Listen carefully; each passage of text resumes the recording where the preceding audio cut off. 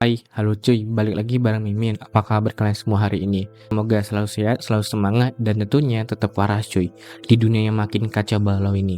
Sebelum kita mulai, seperti biasa nih, Mimin mau tanya, kalian lagi nonton video ini dari kota mana cuy? Terus di kolom komentar cuy. Siapa tahu ada yang nonton dari Sabang sampai Merauke, atau bahkan dari luar negeri juga boleh banget nih cuy. Di video kali ini, kita bakal ngebahas sesuatu yang super menarik nih dan cukup misterius di dunia film Pacific Rim atau monster raksasa ini, yaitu asal-usul dan jalan datangnya para kaiju di Pacific Rim.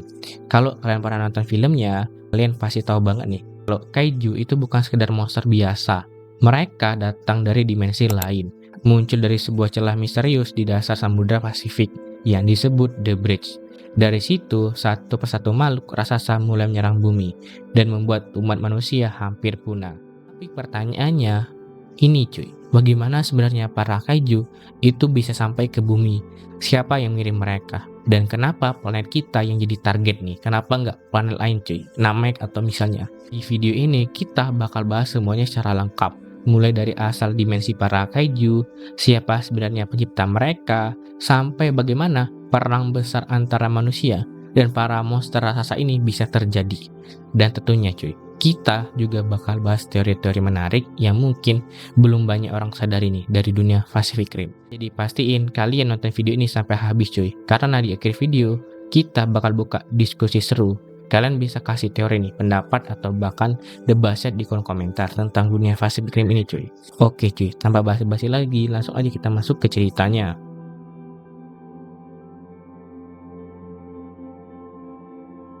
Berdiri setinggi sekitaran 12 kaki, para Precursors adalah wujud dari sesuatu yang disebut Guillermo del Toro sebagai alien madness.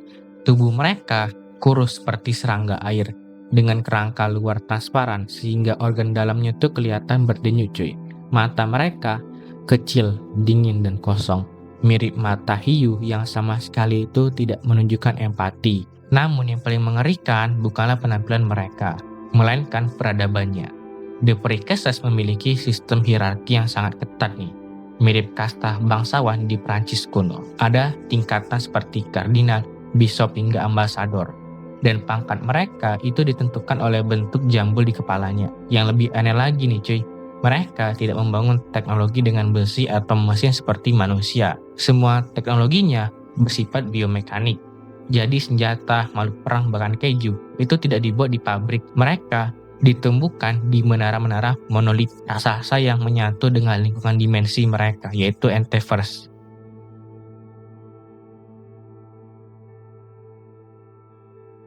Cuy, kalian tau nggak? Sebenarnya bukan pertama kali para Precursors atau para pendahulu mencoba mengambil alih bumi. Jauh sebelum manusia ada tuh cuy. Bahkan sebelum ada peradaban pertama lahir, mereka sudah pernah datang ke bumi. Tepatnya pada zaman Tria, saat dinosaurus masih menjadi penguasa bumi. Namun saat itu, rencana mereka tuh gagal. Bumi pada masa itu memiliki atmosfer yang terlalu bersih, terlalu stabil, dan terlalu alami. Lingkungannya seperti itu tidak cocok bagi para Precursors cuy, secara biologi tuh. Karena Precursors itu bergantung pada atmosfer yang lebih beracun. Akhirnya para Precursors ini mundur lah. Tapi mundur itu bukan berarti menyerah. Selama jutaan tahun mereka tuh hanya menunggu waktu yang tepat. Dan disinilah ironi terbesar dalam cerita dimulai atau muncul cuy. Tanpa sadar, manusia ini justru melakukan pekerjaan yang mereka butuhkan. Melalui polusi udara, emisi karbon, limbah industri, dan kerusakan lingkungan, kita tuh perlahan mengubah kondisi atmosfer bumi. Kita merusak keseimbangan alam sedikit demi sedikit. Dan tanpa kita sadari, manusia sebenarnya sedang melakukan sesuatu yang disebut terraforming, yaitu mengubah sebuah planet agar cocok dihuni.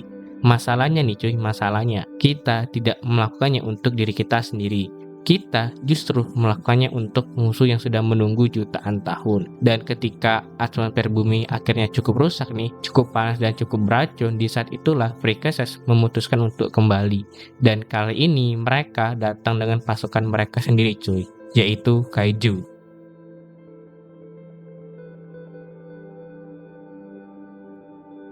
Menurut analisa Dr. Newton, invasi kaiju sebenarnya bukan serangan acak. Semuanya tuh sudah dirancang dengan strategi yang sangat sistematis atau matang cuy. Para pendahulu atau precursors membagi invasi ini menjadi 3 fase mematikan. Fase pertama itu pengiriman kaiju kategori 1-4.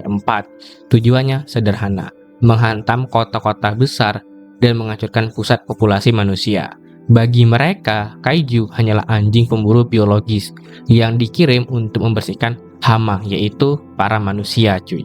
Dan fase kedua yaitu fase kebuntuan. Apa bang fase kebuntuan? Fase ini adalah mereka tuh mulai belajar dari setiap pertempuran. Setiap kali manusia menciptakan senjata baru, mereka langsung berevolusi. Dan saat manusia membuat Jaeger yang lebih kuat, para precursors menciptakan kaiju yang punya senjata khusus seperti gelombang EMP untuk melumpuhkan mesin atau racun asam yang bisa melelehkan baja, cuy. Ini tuh bukan perang biasa. Ini adalah perlombaan evolusi. Dan akhirnya fase ketiga, ini adalah tahap yang paling mengerikan. Bukan sekedar serangan lagi, tapi pembersihan total nih coy. Sebuah peristiwa kepunahan massal yang dirancang untuk menghapus manusia dari permukaan bumi. Setelah itu, barulah para precursors datang sendiri. Bumi bukan lagi rumah kita, melainkan koloni baru nih bagi mereka cuy.